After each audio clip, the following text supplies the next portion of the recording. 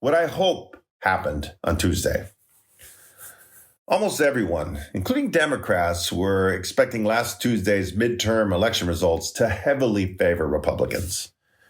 Many predicted a red wave where the Republicans would pick up 50 to 60 seats in the House and 3 to 4 in the Senate. Joe Rogan in his podcast said that the red wave was going to be so huge that it'll look like the elevator doors opening in the horror film The Shining. Remember where all that blood was spilling. Nate Silver from 538, who analyzes all the major polls and comes up with an average, projected that Republicans would have an 84% chance of winning the House and a 60% chance of taking over the Senate. Now, 5 days after the election, we sit here and neither one is been decided. They're all still in question. The results somewhat defy historical precedents and conventional thinking. The party not in the White House almost always dominates the midterm elections. Voters historically have shown a preference for power to be split between both parties. In fact, there's only been 3 occasions since FDR where this has not happened. And high inflation and a low approval rating for the sitting president made it even more likely that the Republicans would win large majorities in contested races. But that didn't happen. And practically everyone is dissecting what actually occurred and why.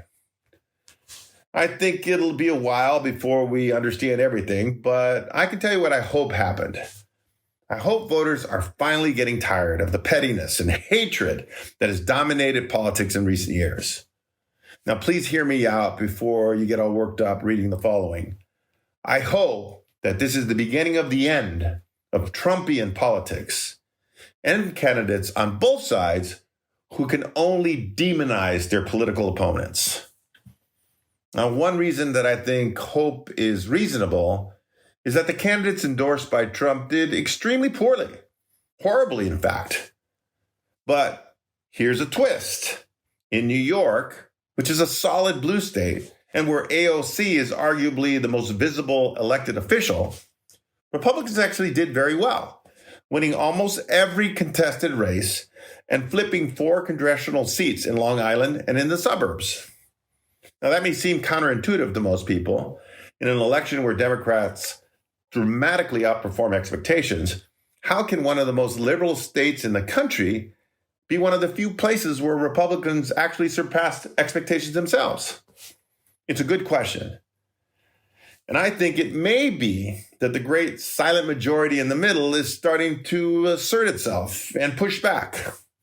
Boy, wouldn't that be nice? Now, I'd remiss if I didn't acknowledge that Republican Governor Ron DeSantis from Florida was actually a standout.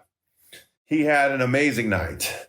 Perhaps, though, fueled in part by his burgeoning rivalry with Donald Trump.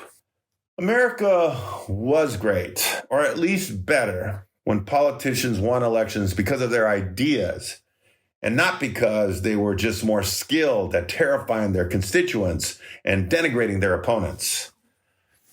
I think almost everyone would want us to go back to a time when we could disagree, sometimes intensely, but still respect one another.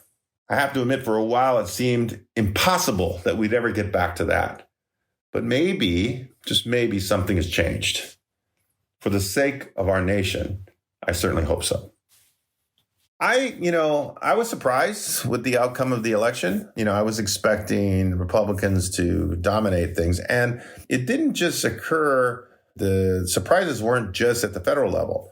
If you look at governorships and even some statewide elections, attorney generals, for example, secretaries of state, I think the Democrats outperformed at practically every level.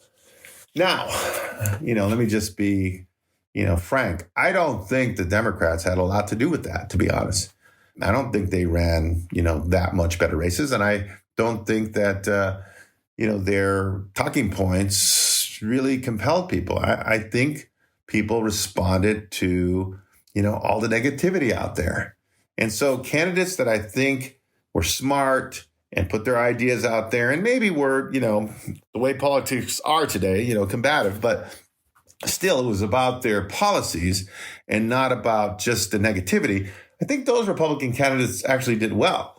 I think the ones that were just the denial of the previous election and just all the conspiracy theories and all that BS, I mean, those are the ones that really did poorly in this election. And I think also the ones like Dr. Oz and even Herschel Walker, I mean, these are guys that have no political experience whatsoever. And, I think it showed. It showed in the way that they campaigned. So I might be wishful thinking.